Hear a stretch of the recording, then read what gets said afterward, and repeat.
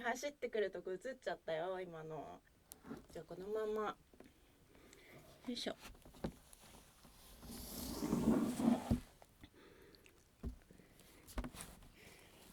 はい、皆さんこんにちは。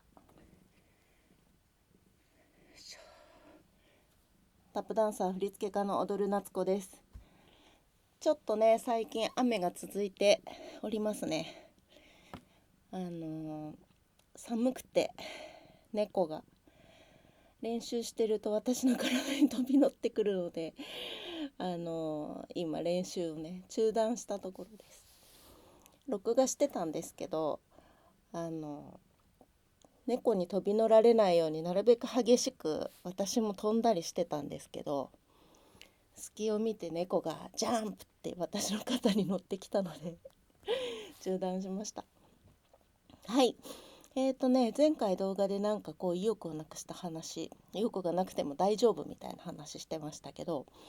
何ですかね、体が動かなくなると本当に心も動かなくなっていくなということを思いますので、なんかそういう時はね体を動かしちゃうのがいいななんて思ってます。だからなるべく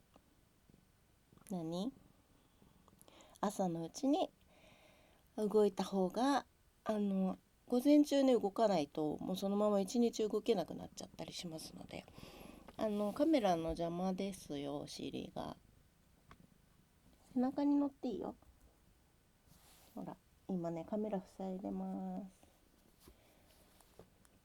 ここがいいんじゃない？はい、ということでですね、ちょっと私最近思ったことがありまして、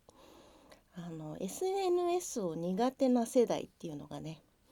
50代中盤ぐらいからですかね、いると思うんですね。それがなんでなんだろうってずっと思っていて、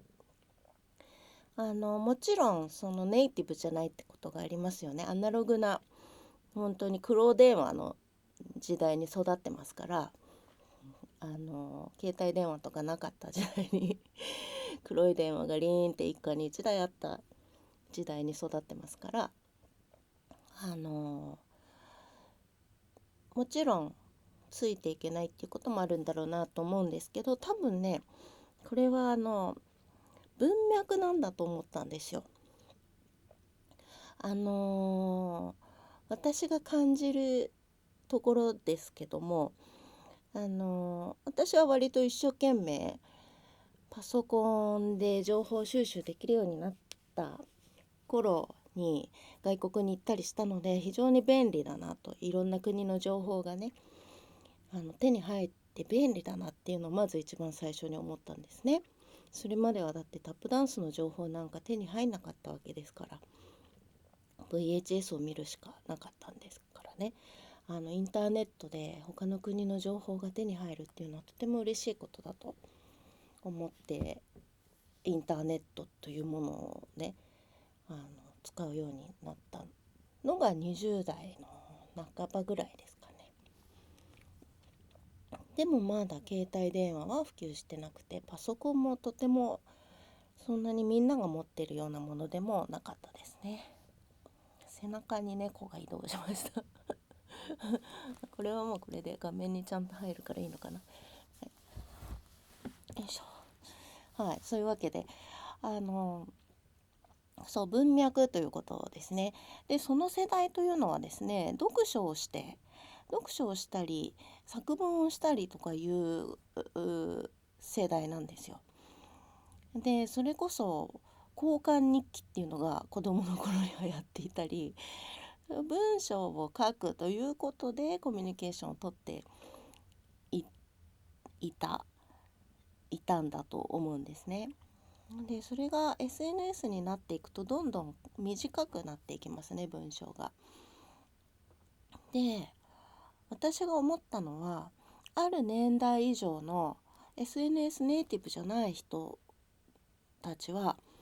文脈を多分想像できなくて苦手なんだろうなって思ったんです。それまでの文章を使って思考するものと比べて一言二言感覚的な言葉でやり取りをするっていうのは文脈を想像できないと難しいことであって、でそれがSNS ネイティブの人たちはこの人が「うん」って言ってるのはこっちの意味の「うん」だなみたいな文脈を想像する力が強いんだと思うんですよ。で、だからこれは文章力の低下とかよく言われますけれども、みんな長い文章を読まなくなったとか言いますけれども、文脈を想像することができる力が強いとも言えるんですね。つまり空気を読むとか言われる世代なわけですよね。これはこういうことだなって想像する、それが合ってるか合ってないかっていうのはもちろん分かりませんけど、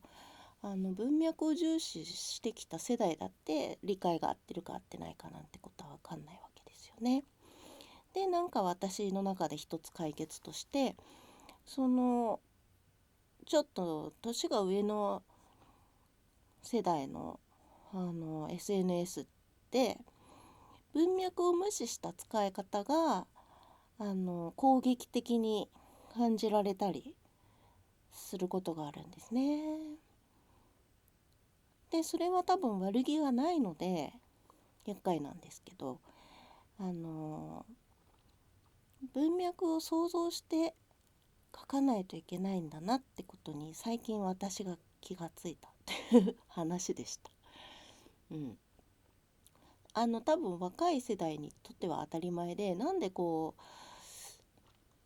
伝わんないかなって思ったりするかなと思うんですけど、多分その文脈の読み取りの差があるんだと思います。ということでSNS を使うときは短い言葉で発信するけど、その背景を想像しながら、相手の背景も想像しながら言葉を使わなくちゃいけないっていう当たり前のことですけど、そういうことなんだな。はい。それがちょっとね SNS とかもう苦手でっていう世代の人たちに助けになればなと思いました。なので若い世代も年上の人の何か SNS が失礼に感じられたとしても怒らないで、そういうことなんだな、文脈が想像できないだけなんだなって思ってくれたら嬉しいです。はい、今日はそんなところでした。にゃんこ練習をするよ